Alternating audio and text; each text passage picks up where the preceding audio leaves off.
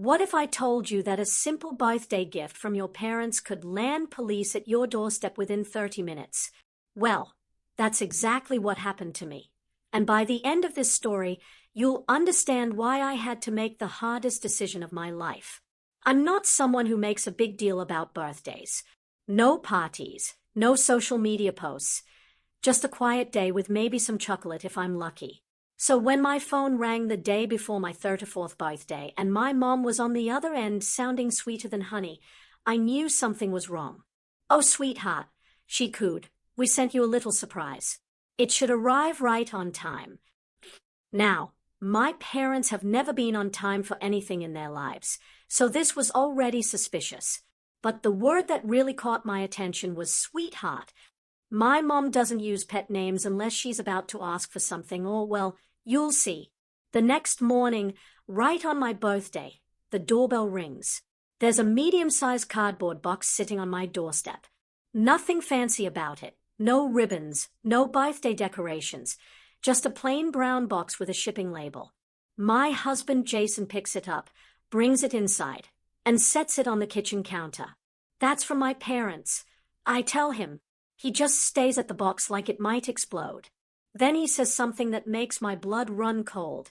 "Don't open it." I laugh nervously. "Why? You think it's cursed or something?" But Jason isn't laughing. He points to the shipping label, and that's when I notice it. No handwriting anywhere, not even on the return address. Everything is printed, clinical, like it came from a business, not from loving parents. The return address, a P.O. box in a city my parents don't even live in. Jason taps the edge of the box with his finger. "There," he says quietly. "Do you see it?" I lean in closer, and my heart starts racing. It wasn't just the label that was wrong. It was everything. The type of box, the way it was sealed, even the smell. I'd seen packaging exactly like this before. Let me back up and tell you about my sister Ellie. She's 3 years younger than me, but somehow she's managed to avoid responsibility her entire life. While I was the reliable one, the one who remembered birthdays and paid bills on time, Ellie was the golden child who could do no wrong. Growing up, whenever something went wrong, guess who got blamed? When Ellie broke our mom's favorite vase at age 8, she pointed her little finger at me and said, "She did it." I hadn't even been in the room, but I took the punishment anyway because that's what big sisters do, right? This pattern continued our entire childhood. Ellie would mess up, I'd get blamed, and she'd get ice cream while I got sent to my room. By the time we were adults, we weren't really sisters anymore. We were just two people who shared the same parents and tried to keep the peace during family gatherings. About a year ago, Ellie asked to use my name and address for some business venture she was working on. She claimed she was between addresses and needed something stable. When I said no, the entire family froze me out. Christmas invitations got lost, my dad sent passive-aggressive emails, and Ellie unfollowed me on social media. But here's the thing about saying no to family. Sometimes it's the most important word you'll ever say. So there I was, staring at this suspicious package, when my phone rings again. It's my mother, and she's back to that syrupy sweet voice. "Sweetie, did it arrive?" I pause, looking at Jason, looking at the box. Something inside me already knows this isn't what it seems. "Yeah, I lie. I opened it. It's beautiful. Thank you." "Oh, sweetheart, we just wanted to remind you how much we love you. You're our girl. Don't ever forget that." My stomach drops. My mom has never said those words to me. Not when I graduated college. Not when I got married. Not even when I was crying on her couch after losing a pregnancy 2 years ago. But now, on the same day this mysterious package arrives, suddenly I'm her beloved daughter. After she hangs up, Jason and I just stand there, staring at this box like it's a ticking bomb. I tell him how much I hate how nice she was being, because my mom only calls me sweetie when she's about to lie to me. That's when I do something that probably saved my life. I pick up my phone, hit record, and place it on the counter. Not because I'm paranoid, but because I already know what this is. They weren't sending me a gift. They were sending me a problem with my name already on it. 30 minutes later, there's a knock at the door. 2 police officers stand on my porch, polite but serious. "Are you Miss Russo? We've received a report about a suspicious package delivered to this address." My heart is pounding, but I let them in. They examine the box with gloves and box cutters, methodical and careful. Inside, there are decorative pieces, little figurines, certificates of authenticity. Things that look innocent enough.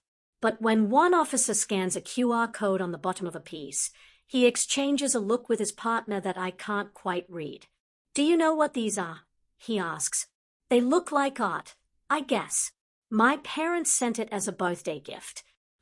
"Do you have proof of that?" This is where that recording saved me.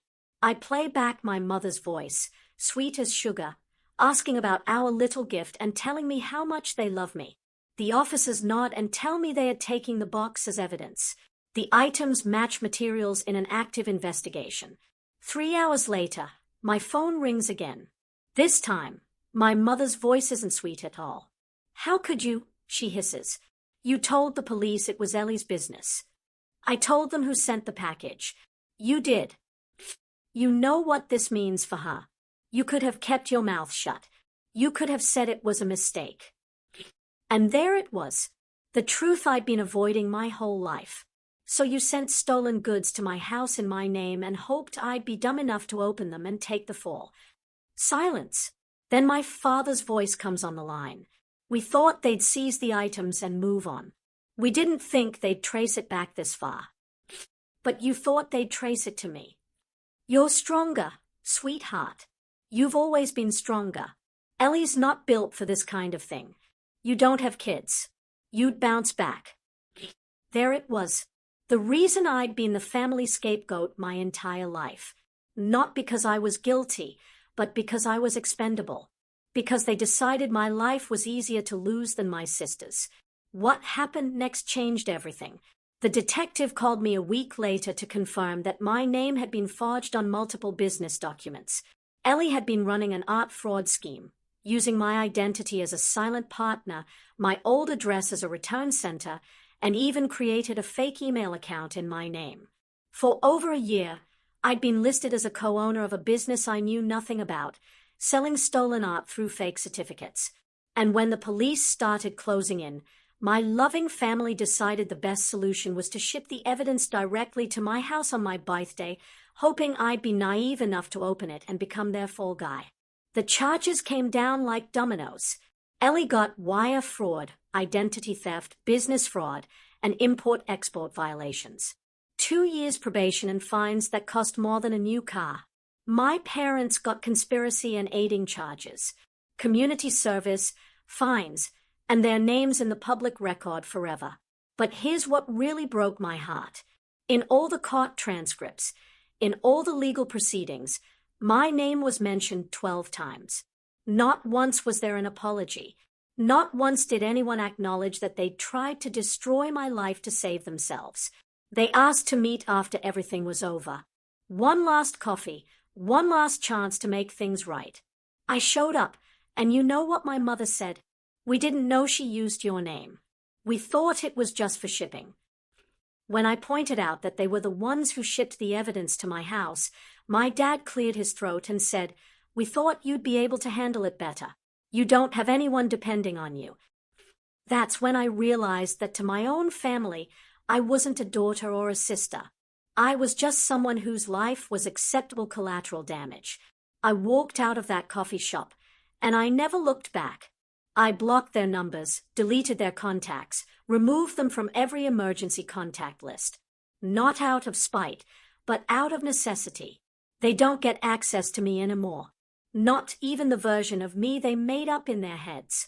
The next morning, Jason brought me coffee, and we sat in our quiet kitchen with sunlight streaming through the windows. He asked if I was okay, and I told him the truth. I'm done. Sometimes the people who are supposed to love you the most are the ones who'll sacrifice you first. Sometimes saying no to family isn't cruel, it's survival. And sometimes the best gift you can give yourself is the freedom to walk away from people who see you as expendable. So here's my question for you. Have you ever had to choose between protecting yourself and protecting people who wouldn't do the same for you? Let me know in the comments below, because I have a feeling I'm not the only one who's been in this position. If this story resonated with you, please hit that like button and subscribe for more real-life stories that nobody wants to talk about but everybody needs to hear. And remember, trust your instincts. If something feels wrong, it probably is. Thanks for listening to my story. I'll see you in the next one.